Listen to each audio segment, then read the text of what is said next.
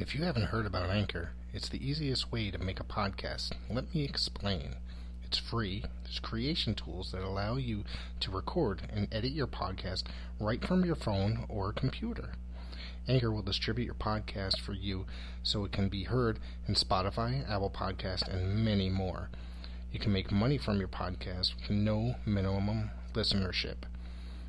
It's everything you need to make a podcast in one place.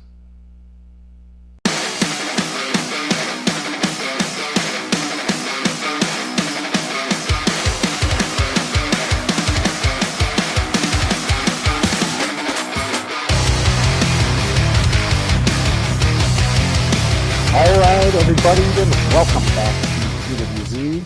We're back. It's been a couple of weeks, and, well, nothing like covering a shitty pay-per-view to do your return to, right? Well, would you really go as far as saying shitty? I'd say that it was, well, we'll get into it. This is Rick Del Santo, the Professor, and joining me, as always, DVD Freak. How's everything been? Oh, it's been an interesting few weeks. Just life in general, and I'm just trying to make videos and take my mind off of things, and here we are. I haven't created any content really in a couple of weeks, so I'm really looking forward to doing this tonight with you. So AEW Revolution. Maybe it was not the greatest pay-per-view. I know on mine I saw a couple of people say this was the worst. I don't know. What was the last one that we covered that we trashed, that we hated so much? All Out. I think that one might have been worse. Yeah, I think All Out. Yep. Yeah, All Out 2020. This was one worse. I thought started. I think this one started strong, and then as it went on, it just got worse and worse. And the main event, a lot of people said that they loved the work rate of the main event, and I just could not get into it. I think it's because of the stipulation going in. I'm not a deathmatch person, so I think that going in, I had in my mindset, I'm not going to like this match because I don't like that kind of stuff. So, but, we're going to discuss it. How would you rate the show overall? Oh, we're doing letter grade already? Yeah, you know what? We don't do that to me. I haven't done this in a while. I'm freaking out here. I can't. That's tough. What would you give it? I haven't thought about this yet. Usually we have an hour. Yeah. What would you give it? Yeah. I'd say it was about a C, to be honest with you. But like I said, the first couple matches were pretty interesting. I'm a Battle Royal fan. I think that, usually they're filler, but it was still entertaining enough to me, the Battle Royal. Thought it was once the Hardy Adam Page thing. Like, I'm not into that storyline by any means. So once that match happened, it was kind of all downhill from there for me. I was going to go either a C or a C minus. C minus. Yeah, and that doesn't mean it's awful. It's just a below average show. I don't think it was as bad as All Out was. That was a disaster. Whereas this was just kind of middle of the road quality. All right. Now, my thing is, where was FTR? I thought that they were going to be on there, and apparently not. To me, that's the top tag team in the on the roster, but they're just nowhere to be found, really. And I was quite upset about that because I thought they were booked for it, but it just, Well, were they advertised? I thought so, but maybe I was just mixing it up with the other thing. Anyways, opening match was the tag titles. Was the opening match. The Young Bucks defending against Chris Jericho and MJF. Sorry, couldn't think of who it was. But I really thought that this was a great match. I thought this was a good opener. It was a lot of fun. Of course, the Young Bucks had to get all their spots in, and there's a ton of near falls. But I thought this was pretty fun. I'm not a huge Young Bucks guy, but this match kept my interest for the most part. Yeah, I actually think this was, ironically, because I don't like the Young Bucks. Ironically, this was my favorite match of the night, and the one I was Yeah. kind of the most into. There were a lot of botches. Like, there was one point where they went for the Meltzer driver, and they just botched it. Chris Jericho had some bad footing near the end of the match. It just looked like one of the Bucks. It just missed it on purpose. Whereas if Jericho would have stepped back a little bit, it would have looked like it was a reversal, where it was just kind of a cluster of a move. And yeah, like I said, though, like you said, too many near falls. That's the problem with all of this. I think every match on this show, like, you had Adam Page kicking out of a Twist of Fate. Like, that bothers me. I just don't like... It's fine if you want to kick out of a finisher once in a while. But, like, it felt like every match on this card, you got a finisher kick out. That's professional wrestling today, that you have to do, like... It's not... There's no finisher. You know, they use their finishers, but they got to do it several times in a row in order to get that. And that's what bothers me about professional wrestling in the modern age. Yeah. You know, and it's just it just makes things overdone in that manner, and it's just, you know, there's too many near falls. It's not dramatic enough if everybody's got to hit their finisher more than once. Yeah, we've talked about this. We've talked about this before. Like, I miss the times where a random suplex could have been the end of the match, or a powerbomb. Right. You never knew. It was one of those things where a random move could possibly end the match, but if a finisher got hit, it was over. There's no getting out of it. You know, even like with Hogan, his leg drop was insanely protected. I think one of the few times it was actually kicked out of, in the WWF at least, was a botch with Sid Justice, or Psycho Sid, whatever he was going by at the time. Right. So one of the things I have... Go ahead. I was just going to say, it's just an example of protecting your finishers. One of the things I guess is, like, you realize that there is a tag team match. There's a lot of double teaming, obviously, throughout tag team matches. That's the way wrestling is. And it's just, you realize how many times Excalibur said, in stereo. There's a tope suicida in stereo. There's a super kick in stereo. Mind you, there was a half crab in stereo.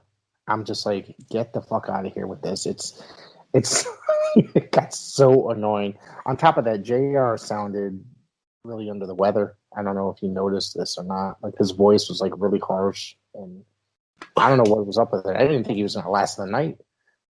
Well, there was one point where I think it was their first talking segment, their first face-to-face talking segment.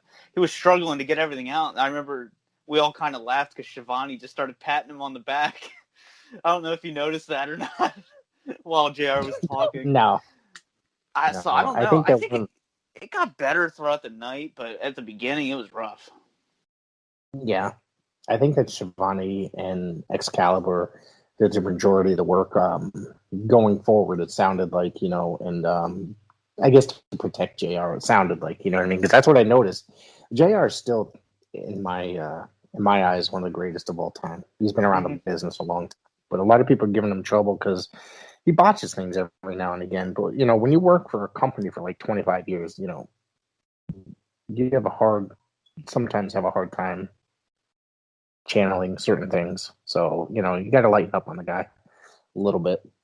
Yeah, when I hear people criticize him, I'm like, dude, fuck off. Like, it's fine if you want to criticize, like, Todd Phillips or whoever, Byron Saxton, you know, because they're just nimrods. But, yeah. But Jim Ross, he's one of the greatest of all time.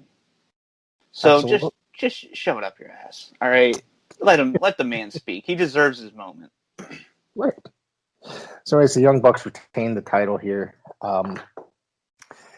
like I said, this is the most exciting match. It was a great opener and probably the best match of the evening. Let's see, we went into actually the Battle Royal, the Casino Tag Team Battle Royal. I don't have every team listed here, but this was pretty exciting though. When you had Phoenix and Jungle Boy in the ring towards the end, they were in the ring for a couple minutes against each other. That's a match I want to see on AEW television, Jungle Boy in Phoenix, because that couple minutes that they were in there against each other was phenomenal. And they're two. I mean, Phoenix is one of the best out there today.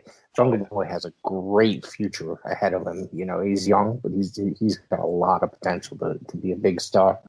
And he'll be a world champion one day. You know, not anytime soon. You think? But oh yeah, you know, he's only been wrestling a couple years. Yeah, like 5 years from now, put the title on. You know, but I do have the list here. I'll just kind of go off. Okay. I'll just go through some of the highlights. Natural Nightmares, Dustin Rhodes and QT Marshall. That was kind of the bigger angle of this match. Right, QT basically turning on Dustin. And it's funny in the list here.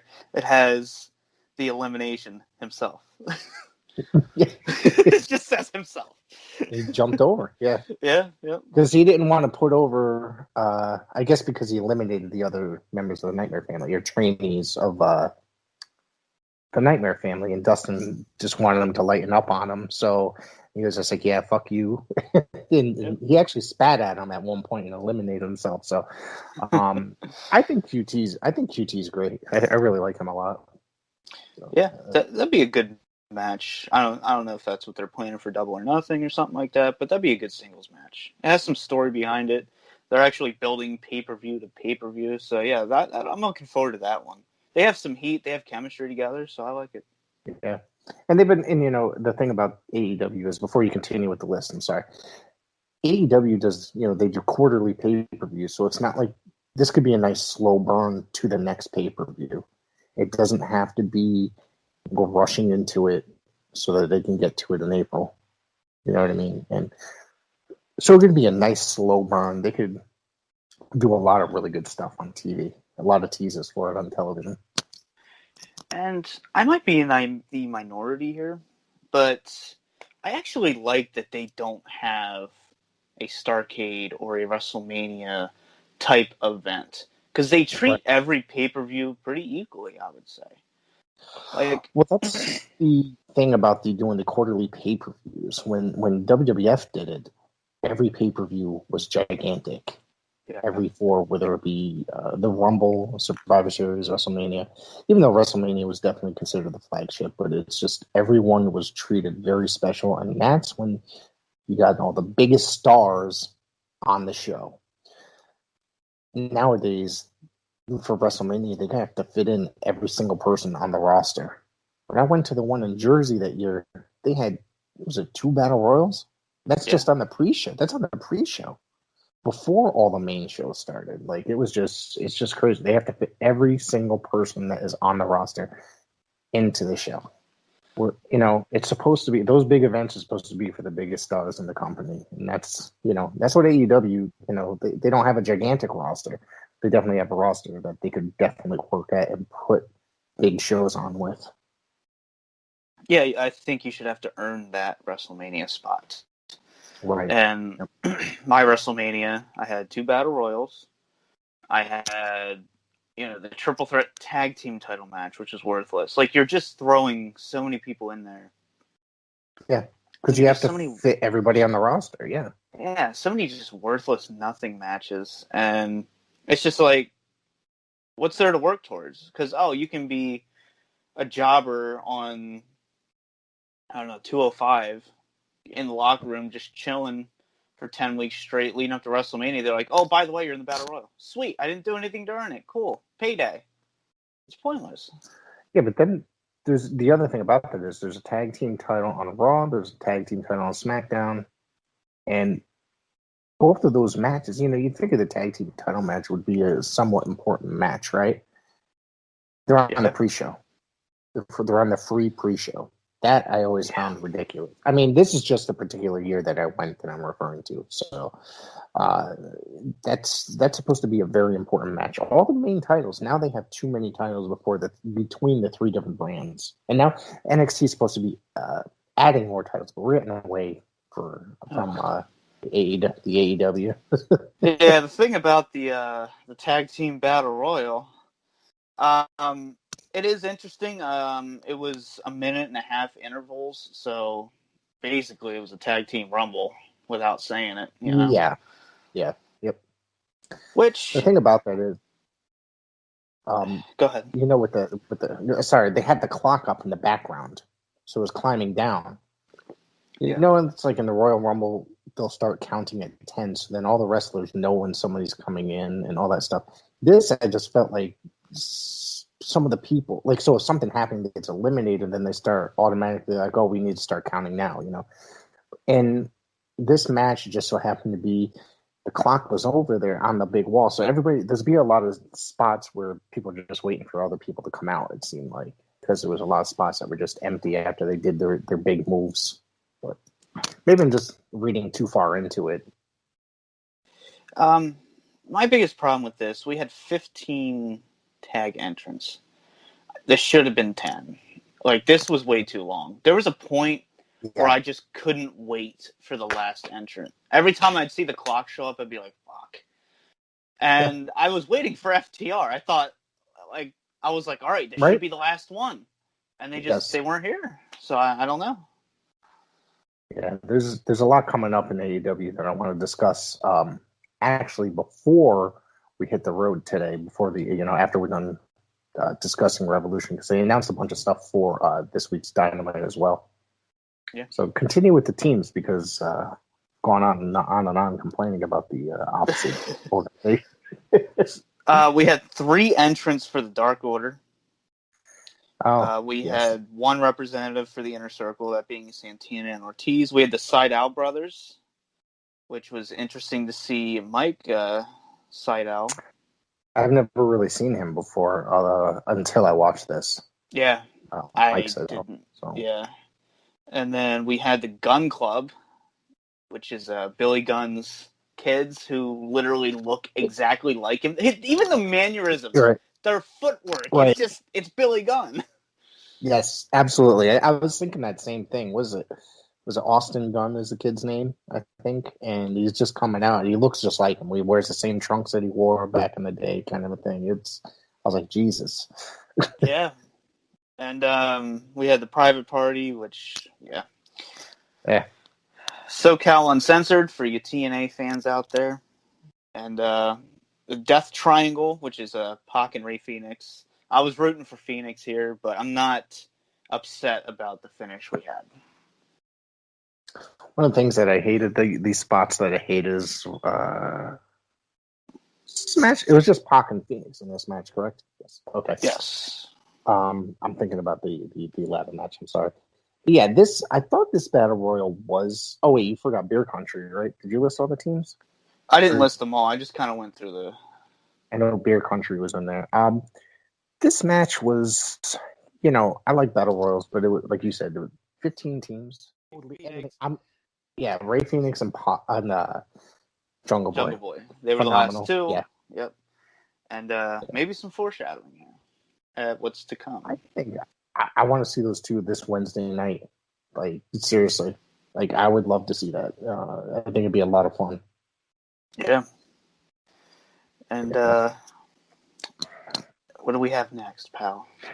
The women's title match, Hikaru Shida and Ryu Mizunami. I've never seen her before, but I like her. You like her? All right, yeah. I'm going to be honest here. This is where the show started to go downhill for me. Oh, it did go downhill, but I think these 2... Right in this match. They had chemistry, and they had a history, which they hyped up. I just felt like... in Stardom, right?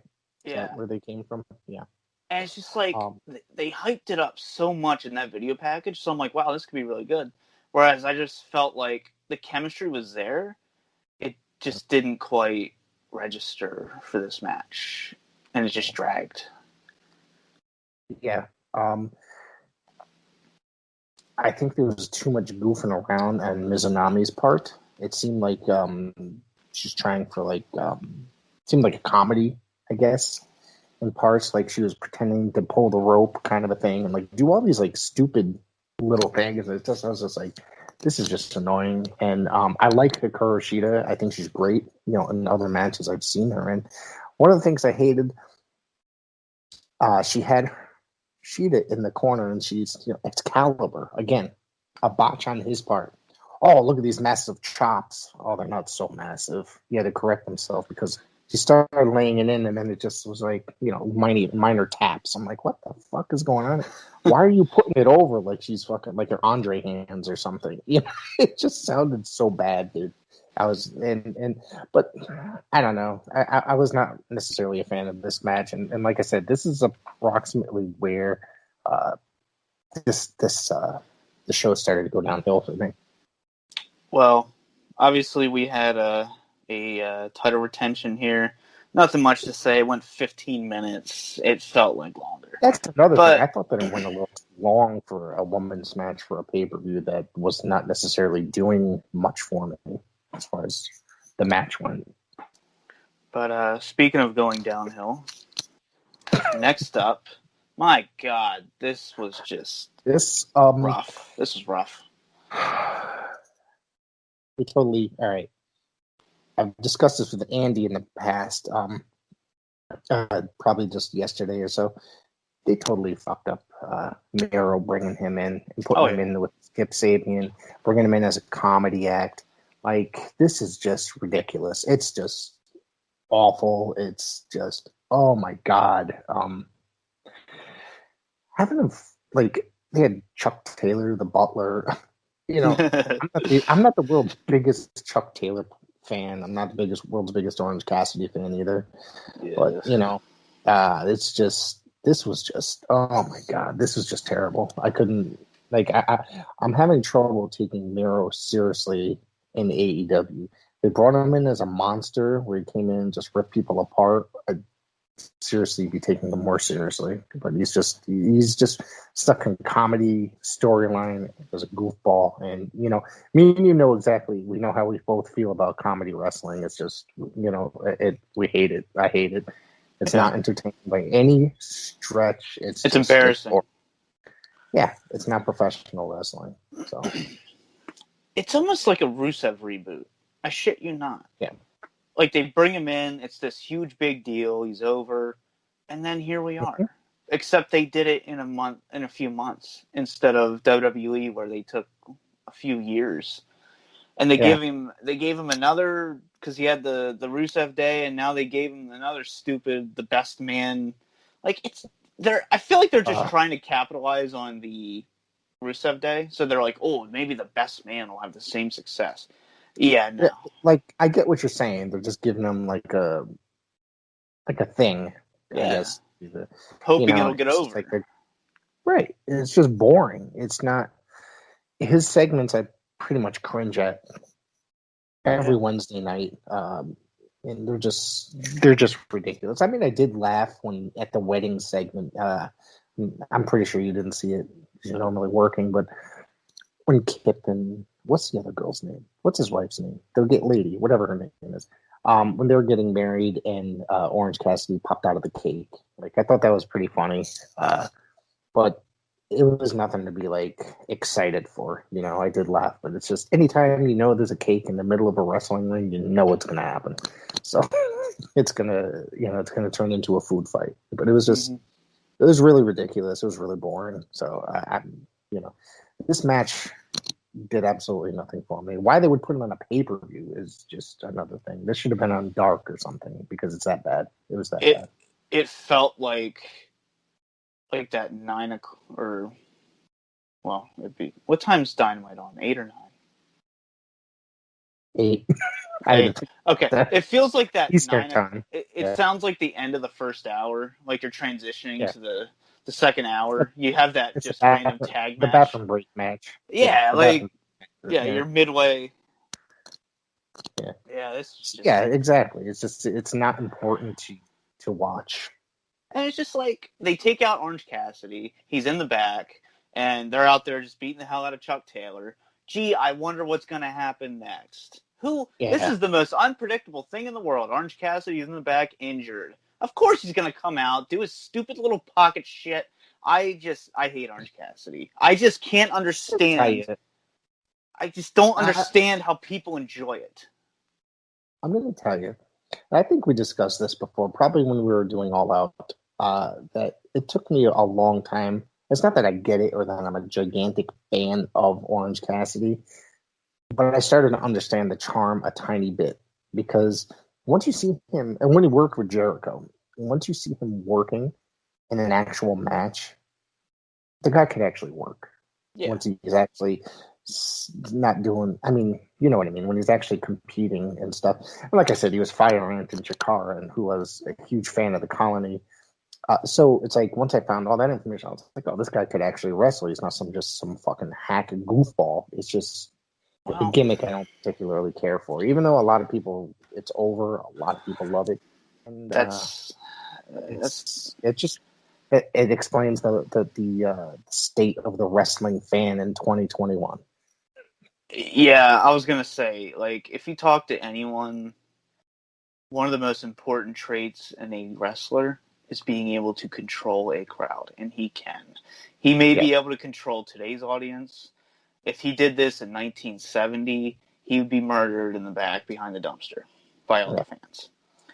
And that's kind of more what I want to do to him.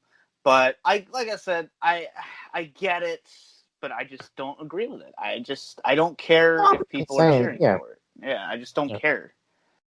Yeah.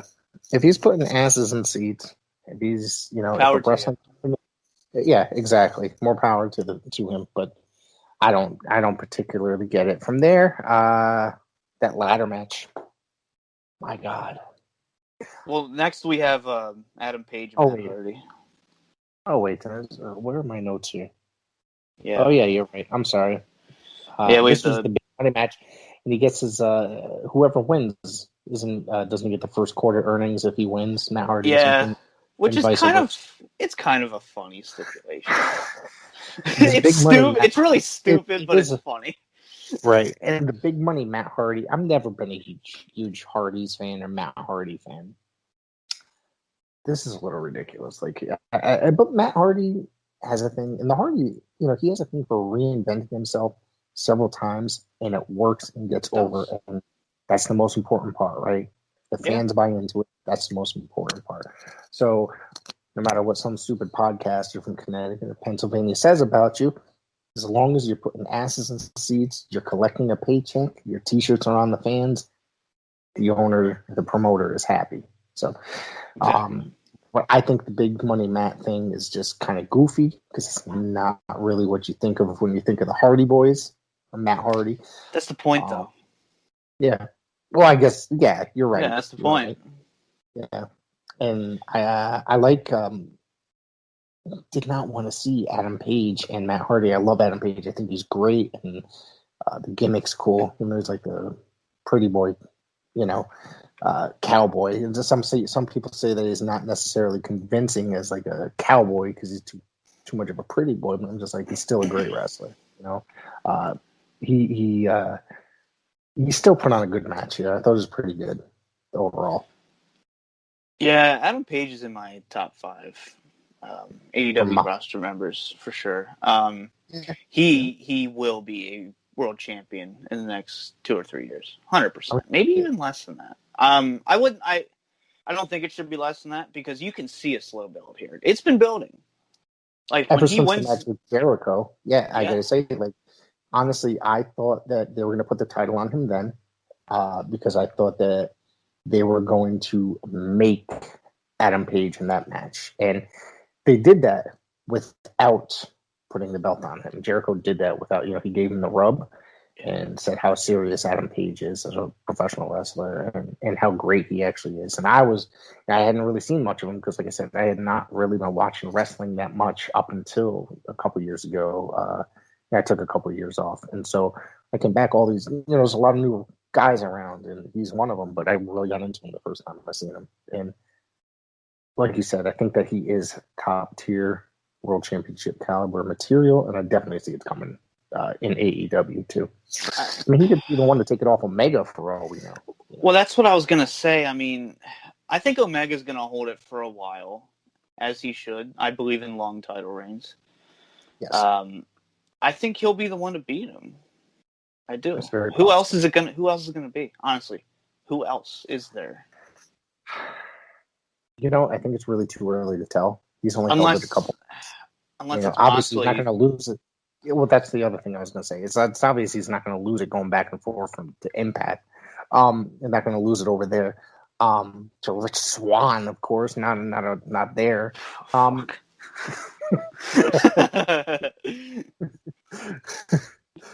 I have enjoyed the partnership, but I think that there's a very good chance because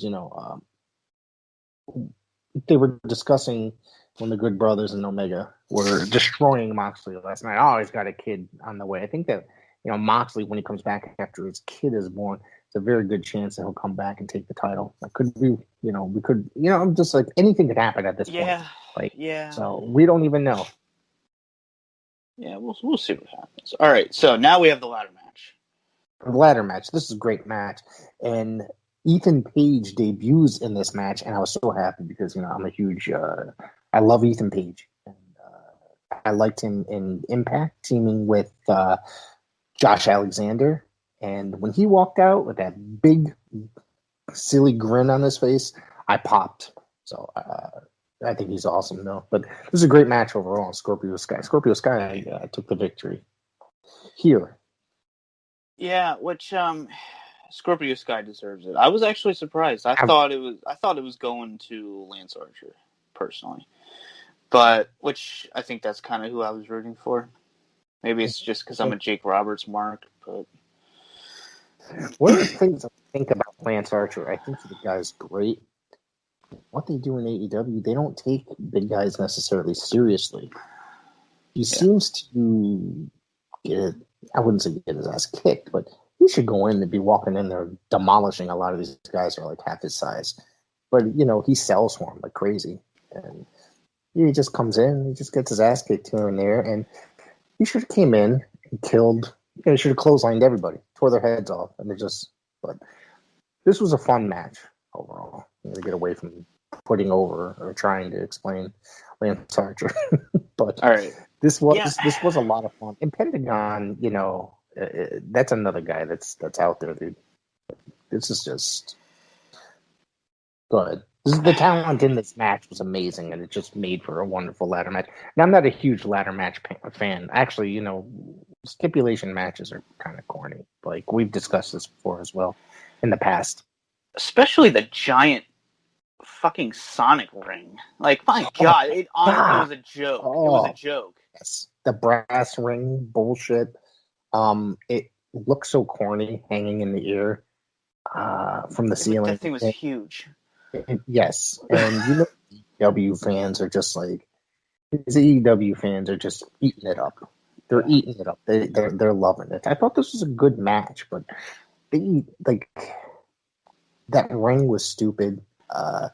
Scorpio Sky, obviously deserves. The guy's been around forever, and to see him actually getting a push like this is awesome. What's the stipulation if you grab the brass ring? Was there a stipulation? I don't remember.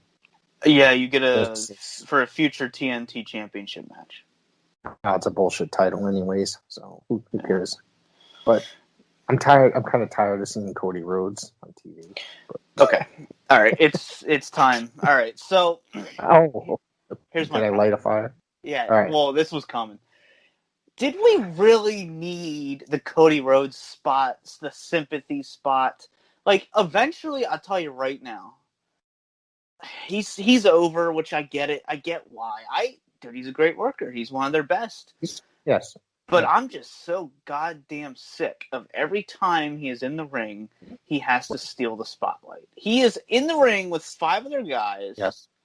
And he, of course, has to do his stupid sympathy spot where they're like, "Oh no, let's take you to the little circle entranceway," and then we're all just chilling in there, like waiting. And then he's got to make his comeback, etc., etc. Which I was like, "Oh, he better not win this now." You know what the problem I have with Cody, and I've said this, he's got a lot of his father in him when it comes to booking himself. Yeah. He books himself as the underdog that becomes the star, etc., etc. You know what I'm saying? It's just he books himself to win. It's. I don't want to. Might come from arrogance. I don't know, or it. I don't want to say that. I don't want to say he's not good because Cody is definitely very good. And it's not that he doesn't deserve it. The guy bet on himself after leaving the largest wrestling company in the world. You know what I mean? And said he wants to do this, but it's just like sometimes it's just he just seems a little bit too in love with himself. He loves to put himself over. Yeah, thank you. He loves to put himself over. It's just I find it annoying on occasion, but he is a great worker. I'm not gonna deny that. If you're gonna help run the company, you got to take a step back. He's gonna get a nice paycheck either way. Yes. I always liked Vince Sr. He always said the promoter should never get involved. Right. And you can basically say he's a promoter at this point. So at least probably the head booker, right? I mean, if that. Yeah, he's booking, promoting. Like he's like an executive vice president or whatever. They all are. Him and the Young Cucks and Olivier.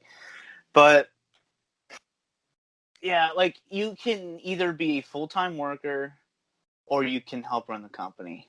I don't really think there should be an in-between because there's bias there. Because he's sitting at home. He's like, oh, what can I put myself into next? Right. He will always have a top spot. He doesn't have to earn it because he's the one booking himself. And he's still relatively young. He's at an age where he's still got a lot of years left. Yeah, so how long do we have to put up with this? Right, exactly. Eventually, people are going to start hating him. I'm getting there. Well, as much as I love his work, he's great. I think, with the whole thing with the elite thing and stuff like that, that's where I started to get a little bored with him. You know what I mean? I wasn't a huge fan of his in WWF. I thought he was good, but that's not his fault. Yeah. I thought Stardust was funny. A lot of people, I think that's probably an underrated gimmick for him. A lot of people absolutely hated it. I thought it was comical and just it. I'm not saying by any stretch it's not like a fucking Flair gimmick. It's not great. You know what I mean? It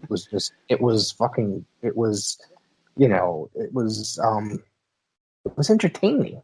And then when they put the two of them together, Goldust and Stardust, they had some entertaining spots together. So that's just my opinion. I'm definitely in the minority here with that. So. Well, one reason I did like it is because he hated it so much and he became a smartass about it, and that's why it worked. He's like, if I'm going to have to do this, I'm going to be a dick and just do, the most over-the-top as possible. He didn't just phone it in. No, he went out there acting like an idiot, and it was great. I actually really liked in 2011. I wasn't watching much in 2011, but I did tune in for around WrestleMania season, like I usually do. Right. His match with Rey Mysterio at WrestleMania 27, leading up to that, he had that mask gimmick where is known dashing Cody Rhodes. Yeah, right? Where you could clearly see he was fine, but he was just being a drama queen about it. I loved that. His theme music was good. I loved it. Yeah. But, we'll see where this goes. I mean, obviously I'm not going to judge the guy too much. I already just did. But so, yeah. Now, we got to talk about the mystery signing next. Was that after that? I believe so. Yeah, I believe so. All right. Yeah, it was. Yep. Mystery signing. Trying to find my glasses. Just hang on. Okay. The mystery signing. A lot of hype around the mystery signing for a week or so. Who did you think it was? Well, before we get into the reveal, I couldn't tell. I could not think of who it possibly was because I'm just like, was it the day before Angle put out a video? Everybody's like, oh, it's a teaser for that. Then I think, Bully Ray put out something that could have been taken as a teaser. Yeah, something, So I was just like, I was like, Bully Ray would be fucking corny as hell. No offense to Bully. I think he is what he is. But I'm just that's not a really great. It's not like a. And then some people were saying Christian. I'm like, Yeah, I was like, I don't know. It was like he just showed up at the Rumble. I didn't realize that he wasn't under contract. But I really didn't have a clue. Honestly, people were like, it's CM Punk, it's Brock. I'm like, it's neither of those. It's neither of those. No. Trust me. Because if No. it was Brock, if they offered money to Brock Vince would would have Vince Vince would would have double gone. it. I mean, yeah, Brock would have gone to Vince and be like, listen, they're offering me this. What are you going to give me to stay? And Vince would have given it to him. You know what I mean? So I definitely didn't think it was CM Punk. Definitely didn't think it was Kurt Angle. Kurt's not ready. He towards the last his last WWE run. God, I love Kurt Angle, but he wasn't looking that great. He was in there and doing some fine stuff. He was fun, but it was fun to see him return home. But he wasn't putting on those 5-star classics like he was with Eddie or Benoit, or you know what I mean. Yeah. So I definitely couldn't see that happening. I really had no clue, but I'm going to tell you this. When I saw it was Christian Cage, I wanted to shut my fucking TV off. I really did. And it's nothing against Christian. I don't think that delivered the hype that they built for over a week. I'm sorry. I just don't think it was that spectacular of a signing. Okay. He's done this before. He went to TNA for how many years? Okay, Yeah. won the NWA World Title. So it's not, that's nothing too spectacular. And how long has he been retired for? That's what I want to ask. A couple years. 2015. So that's not that long, right? Yeah. I think because he was advertised to face Big E for the IC title on Raw, and he wasn't able to make that match due to his concussion syndrome. Gotcha. That's now a disease. And that's why he retired. Oh, yeah, really? That's what they're calling it in 2021? That's what it is now, yep. Concussion syndrome. It got Benoit. I could actually see him. Okay. So what's your opinion overall on the signing? Did you think, and honestly, who did you think it could have been if... I was saying Christian, but I was like, but that wouldn't deliver on the hype. So I second-guessed myself. So I was like, it's probably Kurt Angle then. It was one of those two, for sure, right. Near the end. Like, the past few days, like a week ago, I had no clue. Because there was conflicting reports about whether Christian was signed or not. So there was a point where I'm like, oh, it's Christian. But then I read that he was signed. So I'm like, oh, it's not him then. Well, did you see there was an article that came out as well? What's in Christian's current WWE contract? I'm like, and then he shows up on AEW. I'm like, well, that's fucking weird. Well, you know what I mean? From what I've read so far, he was in talks and the talks fell through. I don't know if it was money or just plans. You know me. I'm a Christian Cage fan. Fuck yeah, I love Christian. I always enjoyed. Yeah, I will take him over Edge any day. I will. I always thought Christian was better. Terribly underrated. Edge, I guess, had that superstar in him that made him the breakout star of the tag. I wouldn't have minded. I liked seeing them reunite in the Royal Rumble, though. I thought that was fun. When they hugged it out, and it was. I'm going to tell you, I popped when he came out. I mean, I didn't pop like when I'm not a huge Edge fan, but when he came out from the Rumble last year, I popped huge. I thought it was like, because of the stipulation and the situation. I thought it was a phenomenal return. It was fun. I didn't think that it was really no great surprise with this fucking Royal Rumble. Obviously, the situation, the pandemic, and all that other shit. But Christian Cage, I'm just curious as to what AEW is going to do with him. He could be like, there's been a lot of talk, like he can be really good in the locker room with those younger talents. Here's my problem. I'm conflicted because I know Vince never liked Christian. He wanted to put a blue dot over his face, for Christ's sake. Like, that's what he wanted to do. What? You never heard that story? No. What is this? Back during, like, I want to say maybe back to the Attitude Era, or maybe a little after that. He said he didn't like Christian's face, so he wanted his gimmick to have a blue dot edited in on TV over his face as like a gimmick. Look it up. Look into it. It's funny stuff. I'm definitely gonna have to. This is yeah. I mean, it's almost as an atrocious story as this pay-per-view. I mean, as a whole. But anyway, so like, I'm glad. I've always said I like Christian Cage more than Christian. I loved his TNA stuff. So, maybe he can channel some of that singles run in AEW, but at the same time, part of me wants to see a rivalry between him and Edge one more time. Or even have him win the tag belts, put some, tag teams over, help the tag team division out, because they're failing miserably over there. So they don't know what to do with their tag team division. Yeah. You know that they've changed the belts. I mean, for a while, Paige and what's the other fucking guys? Omega held the belts for quite a while, but ever since then they've kind of bounced every couple months. So they don't really know what they're doing. I don't think they have as much what's the word?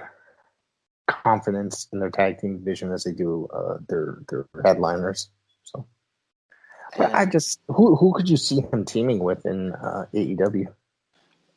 Well, I was talking WWE. I was hoping he would team with Edge and just kind of elevate that tag division. Because that's terrible. I'm sorry. Yeah, I'm going to get my house burned down for this. I don't want to see Edge as world champion. I really, really, really don't. I really don't want to see that as well. But, we're going to obviously... it's going to happen. A month away. Yeah. It's a month away. So you and I definitely have a lot to discuss coming up to that. And April 10th and 11th, we're going to be doing a Super WrestleMania podcast. Yeah, I'll be drunken live streams there. But I was glad to see him using his TNA theme, which is an instrumental of the Evanescence song My Last Breath, I think it's called. All right. Which I always really loved that theme. I always thought Christian had great themes. Like the second I heard the music, I popped before everyone else because I'm like, wow, you really don't know, like, because that was his TNA theme, his singles run. Like, no one popped for it until his name came up. I was like, you fuckers, don't pop. No, you don't deserve to pop now. You don't recognize his music. I didn't really think that the reaction was that great. I mean, I guess it's kind of like a mixed reaction as to how the fans are treating this situation, this as a signing. I think a lot of people were disappointed. But... I mean, Tony Khan is a mark. What do you expect? He's going to overhype this. He's overhyped stuff before. Some people thought that he was bringing in Flair. And I'm just like, I mean, what the fuck would Flair do for the company other than, because let's be serious, he'd come in and manage people, and then, he'd come in and manage he'd help, with the Horsemen, Anderson and Tully, and was it last week on AEW Dynamite, J.J. Dillon appeared? I mean, I popped for that. And Tully came out wearing the old NWA United States title, which I was just like, I really marked out for that. Yeah. Because we got a few, we're getting off subject here as opposed to like normal, but Yeah, what else is new? Cage thing, yeah, what else is new? I think Christian Cage thing, I think it could be. I think it's a really good signing. I think it was just disappointing and underwhelming because there was a lot of hype surrounding it, thinking that it was going to be somebody like a mega star, such as a Brock or a Punk or an Angle. I think more than anything, yesterday I was like, it's just going to be Paul White messing around because he gave his hint. It's someone that can outwork anybody. I'm like, well, it's a work. Like, that was his hint. He was going to have that heel turn and be like, oh, I'm the signing, and then just leave. Which that would have been some good. What I said on the phone to my friend, I was talking about to one of my friends, I was like, Captain Insano from Waterboy. He's going to come out dressed up as his gimmick. I said, and that's going to be the hype. I said, They're just going to pull a TNA or a WWE overhype the whole entire thing. They're going to come out with some stupid gimmick. Yeah. and piss everybody off. And I'm glad they didn't.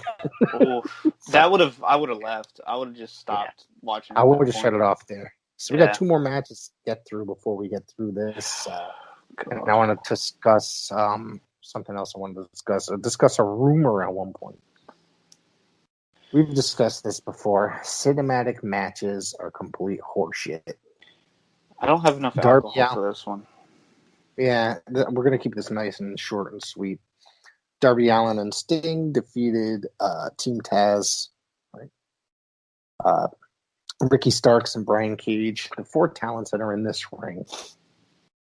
Whew. I like Ricky Starks. I like Brian Cage. Sting, I loved 1989. I like Surfer Sting. Yeah, exactly. Darby Allin's great. Yeah, I like him for what he is, and it's just I hate. I think we discussed this. Did we discuss WrestleMania last year? Or maybe it was the horror show that we discussed. I feel like once cinematic matches. It always seemed that me and you were discussing these cinematic bullshit. Once a video, we're trashing them. So here we are again, tradition. So this reminded me of a match that took place in Impact not so long ago. A cinematic match between, I think it was EC3 and Moose had a cinematic match where there's a bunch of other EC3s surrounding the ring wearing hoodies. And they were banging in a warehouse, banging on the ring. And this was a bunch of people in hoodies wearing Sting masks surrounding the ring. And I was just like, this is very reminiscent. The whole entire thing just reminded me of it. And I was like, it ended up being complete horseshit. I absolutely hated this segment. And I feel bad. Sting is just there to try to help get Darby Allin over right now at this point. And so I feel bad. He didn't need that, though. He was already getting over. Well, the guy, I mean, if he kept doing what he's doing, the guy's going to end up crippled in 2 years at the most, doing this crazy stuff. That body bag bullshit, that was, even for me. Yes. That was freaky. Like, that was just uncalled for. So, yeah, I got nothing else to say about this other than I hated this match. I liked it better than the Boneyard match. Something else you can burn my house down for. I hated that match. Yeah, that Boneyard match was a bunch of garbage. Everyone loved it. I just don't... I got into an argument yesterday about it. But, yeah, this was obviously pre-taped, and I know somebody tweeted out, I don't know if it was Alvarez or somebody, tweeted out that it was pre-taped before the show, and it was, quotations, a massive success. And I was like, all right, well, maybe.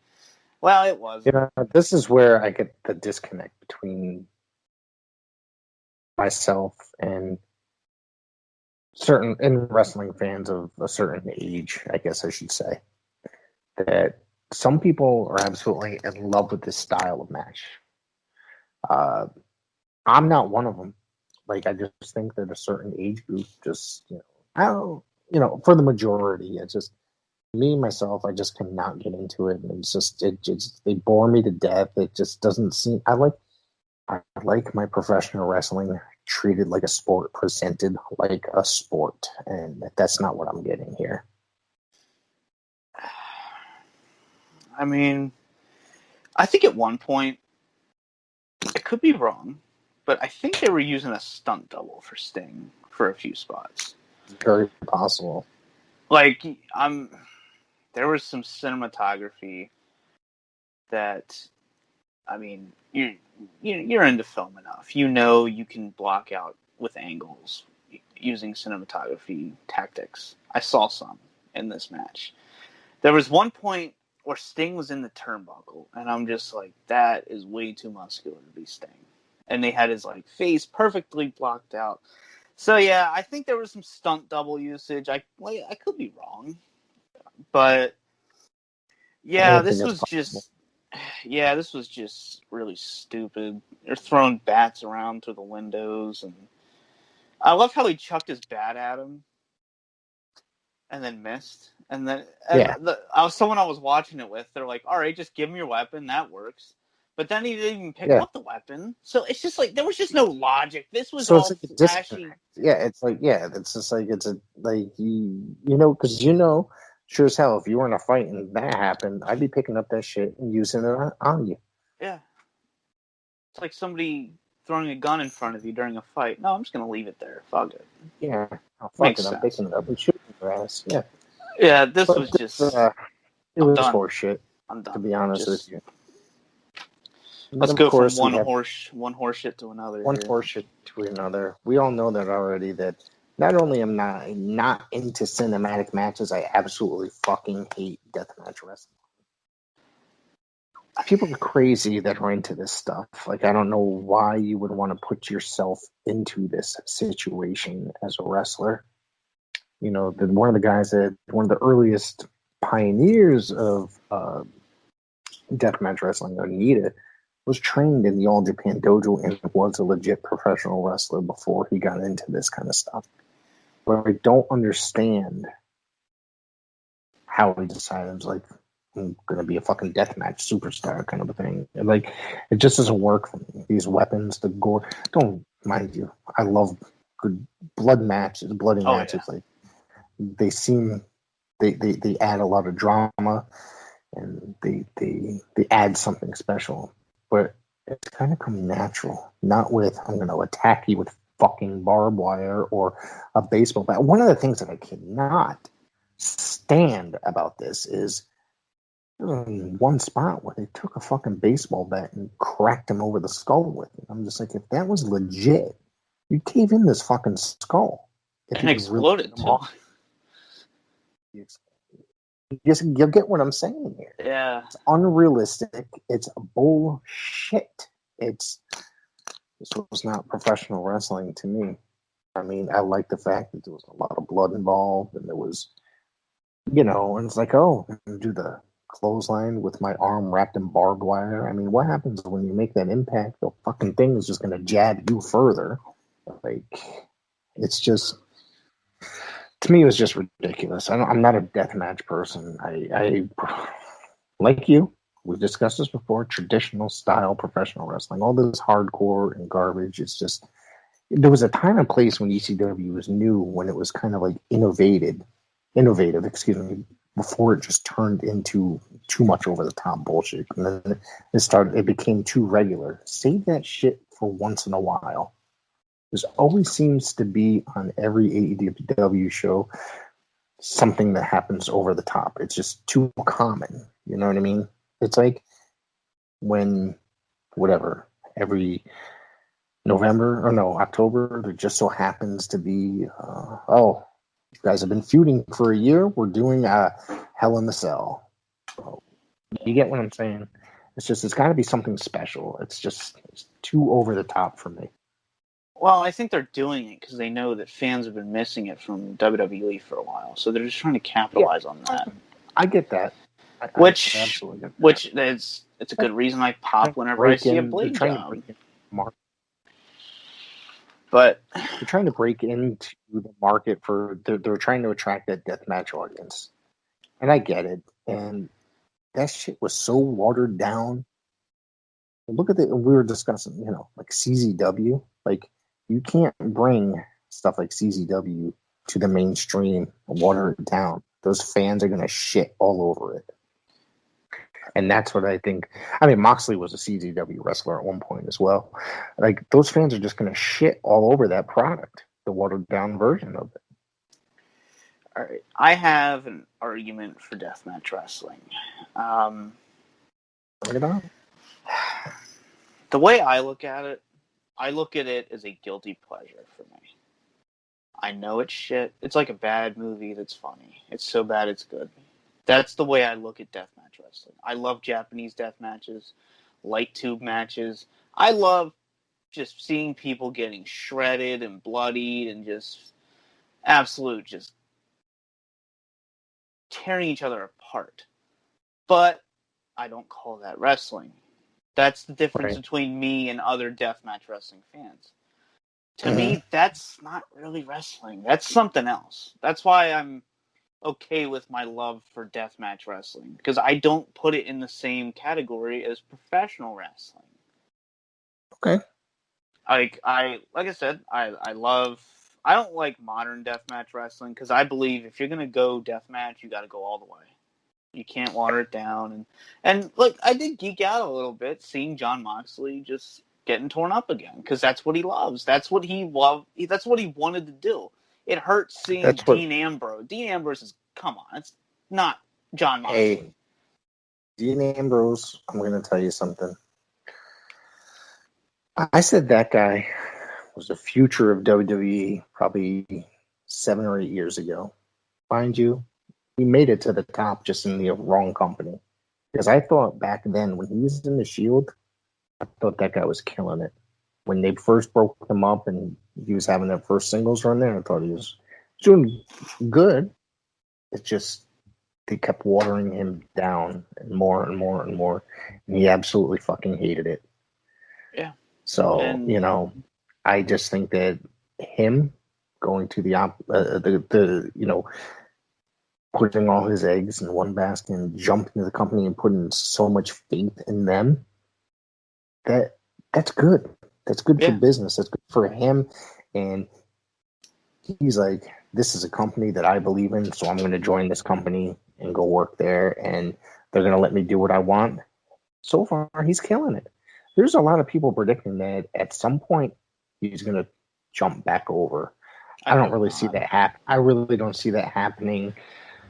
I don't see that happening anytime soon. Not anytime soon, unless AEW fails. But that guy can always go and continue his tours in New Japan. He will one day go in the Hall of Fame with the Shield. I think I believe so. He might even have a singles run in the Hall of Fame. I mean, it's very possible. So he was a former world champion there, so anything is possible. I've always said, I'm sick of people asking me, will CM Punk ever return to WWE? I'm like, yes, he will be in the Hall of Fame. That is it.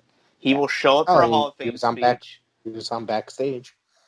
So he did return, even though it was a Fox TV show. So. Yeah, it was a Fox deal. He didn't sign shit for WWE. Yes. But yeah, like I said, I consider deathmatch wrestling to be a guilty pleasure, but I don't consider it professional wrestling. To me, it's something else. I just don't consider it wrestling. That's why I do enjoy it. And I don't enjoy when it's mixed in with a professional wrestling pay-per-view. That's my problem with this. Okay. I want to see, like, CZW, it's all just violence. I don't like to see that mixed in unless it is truly once in a while necessary. Even CZW at this point does a lot of straight up wrestling shows, but they'll have those special stipulation matches on the shows. You know what I mean? Yeah. They're not just every match on the show is not something, but I mean, they've changed quite a bit. From their I haven't seen them in a while, so yeah. I actually bought one of their pay-per-views last year during the pandemic just because there was no wrestling. You know what I mean? There was no independent wrestling. They did an empty arena. Matt Stryker was the commentator there for that show, which I thought was so awkward. It was on Fight. I don't know. That guy, that's a guy that's like pops up everywhere. When I think of hardcore wrestling, I don't really think of him. I think of Matt Stryker. Before we get into it, I just, I don't know. Big Japan's still around. I keep reading that they're doing a lot of stuff. I don't even know what the hell they're up to. Are they still a deathmatch company? I mean, because I've seen some fucking crazy shit between them and IWA Japan. So, anyways, we're getting away from the whole entire part of this. The fun part, the best part of this fucking pay-per-view. The fucking sparklers. Gilbert's Pyro was saved the day at the end. Oh my god. Eddie Kingston sold it like a champion. I'll tell you true champion that he is. So, it's embarrassing that he sold that. Well, but you gotta say it. You gotta say it.